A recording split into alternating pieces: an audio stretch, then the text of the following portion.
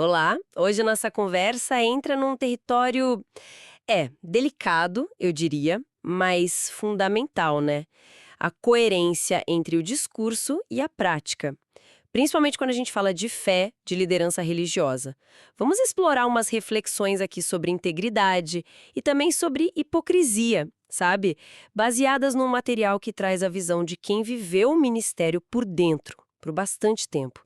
O tema central é uma crítica à hipocrisia que, segundo a fonte que a gente tem, pode aparecer em alguns contextos de ministério. A análise que temos aqui chega a comparar certas atitudes de líderes de hoje com os fariseus, aquele grupo religioso que Jesus confrontou, né, nos relatos bíblicos. A nossa fonte é um trecho, um texto chamado A Hipocrisia no Ministério e o Verdadeiro Chamado. Quem assina é o presbítero Marcos Benedito, e ele reflete aí mais de 2 décadas de experiência, então a nossa missão aqui é entender os argumentos dele, o que seria um verdadeiro chamado, em oposição a uma liderança que ele chama de hipócrita, observando os perigos que ele aponta e também o chamado à autenticidade que ele faz.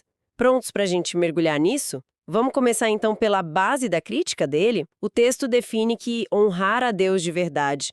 Isso passa por ter atitudes que reflitam a mensagem pregada. Certo. E logo de cara ele traz a fala de Jesus sobre os fariseus, lá em Mateus 23, versículo 3. Eles dizem e não fazem. Parece que é daí que parte toda a reflexão do autor, né? Exatamente. E é crucial entender quem eram esses fariseus nesse contexto, sabe? Para a gente captar a força dessa comparação que o autor faz. Era um grupo, né? Líderes religiosos da época de Jesus, conhecidos por seguir a lei judaica de forma muito estrita. Mas, segundo os evangelhos, Jesus criticou muito eles, porque focavam mais na aparência, na religiosidade externa, do que na sinceridade do coração, na justiça. Essa acusação de dizer e não fazer era o centro da crítica. Entendi. E o autor não para por aí, né? Ele intensifica essa crítica. Usa outra passagem do mesmo capítulo de Mateus, o versículo 13. Ai de vós, escribas e fariseus, hipócritas, pois que fechais aos homens o reino dos céus, e nem vós entrais, nem deixais entrar aos que estão entrando. Nossa, essa é uma acusação bem séria. O que significa, na leitura do texto, isso de fechar o reino dos céus? Olha, na leitura que o presbítero Marcos Benedito faz, essa passagem é interpretada como uma denúncia forte, de que essa conduta hipócrita de certos líderes, ela não só impede eles mesmos de viver uma fé genuína, eles mesmos não entram, né? Mas também vira um obstáculo para outras pessoas. Eles não deixais entrar. Isso pode acontecer como, segundo o texto, quando a liderança dá um mau exemplo, ou distorce a mensagem, ou até cria barreiras que não precisavam existir, dificultando o acesso das pessoas a uma relação autêntica com Deus. O texto sugere que os fariseus rejeitaram Jesus justamente porque ele expôs essa falta de conexão, as obras más por trás da fachada religiosa, e aponta, baseado lá em João 11, que a motivação dele seria inveja e medo. Medo de perder influência, poder. Ah, então o autor está traçando um paralelo bem direto. Tipo assim como os fariseus tinham medo de perder o status por causa de Jesus, algumas lideranças hoje, segundo ele, agiriam de forma hipócrita por motivos parecidos, para preservar poder, imagem, controle. É exatamente essa conexão que o texto estabelece. O autor descreve um cenário de hoje, né, onde ele observa líderes que pregam sobre amor, mas, sabe, demonstram amargura, criam divisões, falam de perdão, mas guardam ressentimentos profundos, ensinam sobre humildade, mas buscam ativamente os lugares de destaque e de reconhecimento. Para o autor, essa dissonância não é só uma falha pessoal, é um padrão que espelha direitinho a crítica de Jesus aos fariseus. Ele vê a mesma dinâmica, sabe? De priorizar a aparência, o poder, em vez da essência da mensagem. O texto chega a usar uma linguagem, nossa, muito forte, quando cita a primeira epístola de João, capítulo 3, versículo 15. Todo aquele que aborrece a seu irmão é homicida. E ele relaciona isso à hipocrisia, falando em homicídio espiritual. Isso é impactante. Como a gente pode entender essa ideia de homicídio espiritual no argumento dele? Sem dúvida, é uma das acusações mais pesadas que o texto faz. A implicação, na visão do autor, é que a hipocrisia de um líder religioso pode ter consequências devastadoras na vida espiritual das pessoas. Ao apresentar um modelo distorcido de fé, sabe? Ao gerar descrença pelo mau exemplo, ao afastar as pessoas de Deus por causa das atitudes incoerentes, essa liderança estaria, assim, metaforicamente claro, matando a fé, ou a possibilidade de crescimento espiritual de outros. Não é um assassinato físico, óbvio, mas um dano profundo à alma, impedindo, dificultando o acesso ao que o autor entende como a vida e a verdade do reino de Deus. É uma forma de dizer que as consequências da hipocrisia vão muito além do próprio líder, né? Afetam a comunidade toda. Essa análise das consequências vai fundo mesmo, né? O autor usa umas imagens bem vívidas para descrever o que acontece quando o que ele chama de falsa liderança se instala. Fala de líderes que constroem verdadeiros tronos para si mesmos dentro das igrejas. Sim, essa imagem do trono é poderosa, sugere uma inversão total de valores, né? Em vez de servir, o líder busca ser servido. Busca uma posição de autoridade, de domínio que, na visão do autor, não bate com o modelo de liderança de Jesus, que seria o baseado no serviço. E a crítica vai além. Chega na ideia de transformar o ministério num feudo familiar. Feudo familiar. Isso quer dizer que o poder, a liderança, passam a ser tratados como propriedade privada. Talvez herdada, em vez de um chamado de Deus. Exatamente essa implicação. O texto critica essa dinâmica, onde a liderança não vem pelo caráter, pelo chamado, pela capacidade espiritual, mas sim por laços de sangue, ou por um sistema de favorecimento interno, sabe? Nesse cenário, segundo o autor, a verdade pode acabar sendo sacrificada para manter o controle da família ou do grupo no poder. A preocupação maior vira preservar a estrutura de poder, e não a fidelidade à mensagem ou o bem-estar espiritual do pessoal da comunidade.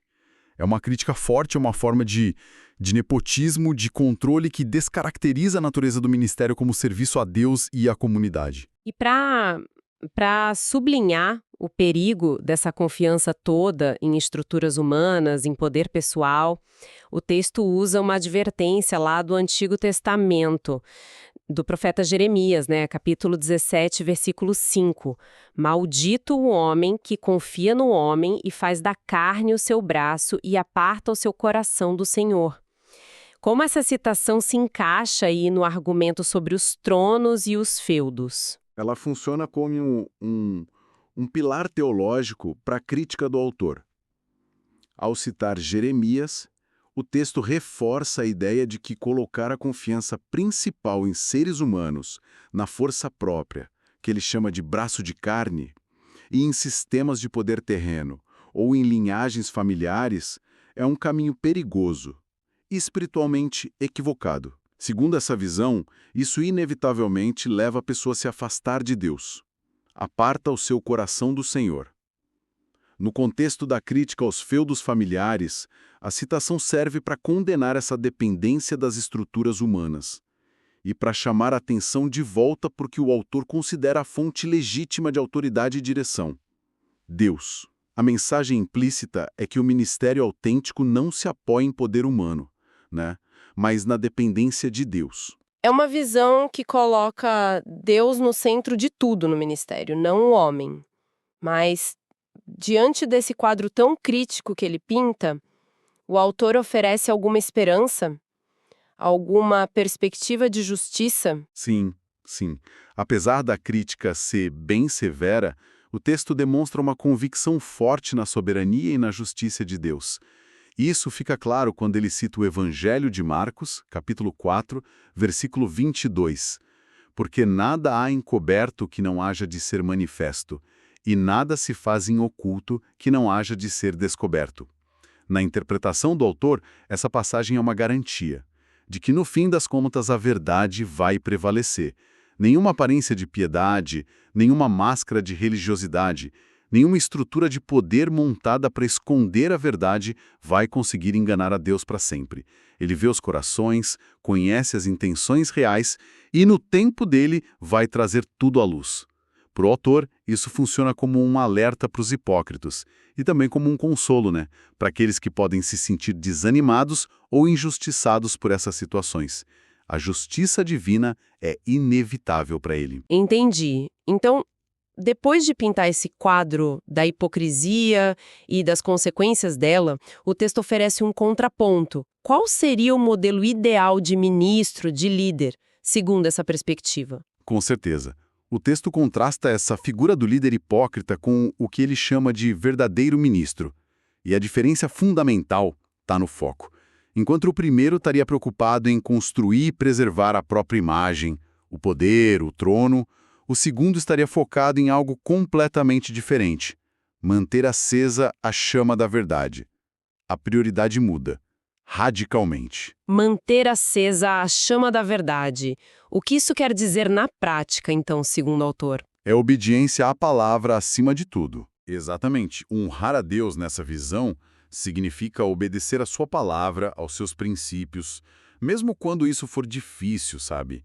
Impopular, ou trouxer consequências negativas dentro do sistema religioso.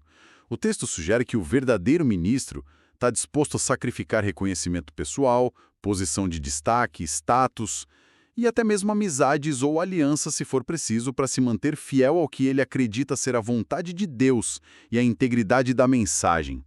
A lealdade principal não é a estrutura, a denominação ou a própria reputação, mas a Deus. Essa busca pela autenticidade parece exigir uma certa coragem, então. A coragem de talvez ir na contramão, como o próprio texto menciona em algum ponto? Sem dúvida. A perspectiva que ele apresenta é que a fidelidade a Deus pode sim colocar a pessoa em conflito com sistemas humanos, mesmo os religiosos, que, por acaso, tenham se desviado dos princípios originais. Ser um verdadeiro ministro, nessa ótica, implica estar disposto a nadar contra a corrente, a desafiar o status quo quando for preciso. Não por um espírito de rebeldia, entende? Mas por um compromisso com a verdade, como ele entende a partir da palavra de Deus. E o texto termina com um chamado bem direto à ação, não é? Citando a Epístola de Tiago, capítulo 1, versículo 22. Sede cumpridores da palavra e não somente ouvintes, enganando-vos com falsos discursos. Parece um fechamento que amarra toda a argumentação dele. Sim. Essa citação de Tiago funciona como a conclusão prática de toda essa reflexão, se a gente conectar isso ao quadro geral que o autor pintou. Ser cumpridor da palavra vai muito além de um conhecimento intelectual, sabe? Ou de concordar teoricamente. Na perspectiva do texto, significa incorporar a mensagem na vida diária. Traduzir a fé em ações concretas, coerentes. É um antídoto final contra a hipocrisia que ele denunciou. Aquela hipocrisia de ouvir a palavra, talvez até pregar, mas não viver ela, enganando-vos com falsos discursos. O chamado é para uma sinceridade radical, onde a vida da pessoa se torna a maior evidência da fé dela. É um apelo para que o sermão mais eloquente seja a própria conduta. Faz todo sentido. Então, recapitulando um pouco nossa análise sobre esse trecho do presbítero Marcos Benedito, a gente partiu de uma crítica bem contundente à hipocrisia no meio ministerial, né? Usando comparação histórica com os fariseus para ilustrar essa desconexão entre o dizer e o fazer. Vimos os perigos que ele apontou, o risco de fechar o acesso ao reino de Deus, de causar o tal homicídio espiritual, de transformar o ministério em busca por poder pessoal ou num feudo familiar. E, por fim, a gente explorou o chamado à autenticidade, à obediência a Deus acima das estruturas humanas e a ser um cumpridor da palavra, viver na prática aquilo que se prega. É uma perspectiva forte, né? Nascida, como a gente falou, de mais de 20 anos de vivência do autor nesse meio. Exato. E essa exploração toda nos deixa com uma questão importante, eu acho, que é com a do próprio texto, mas convida a gente a ir um pouco além. Se a aparência pode enganar, como o texto sugere, né? E as estruturas podem ser usadas para manter o poder, como é que se pode discernir a autenticidade na liderança? Seja ela religiosa, política, empresarial, em qualquer área, na verdade. O que, para além do discurso, sinalizaria uma liderança que está genuinamente comprometida com a verdade e com as pessoas, em contraste com aquela focada em si mesma. E talvez trazendo a reflexão para um nível mais pessoal. A partir daquela exortação de Tiago, como cada um de nós pode avaliar a própria distância entre ser só um ouvinte dos valores que a gente diz ter, dos princípios que afirmamos seguir, e ser de fato um cumpridor no dia a dia. Fica essa provocação, né? Sobre a busca constante pela coerência entre o que a gente acredita, o que a gente fala e, fundamentalmente, o que a gente faz.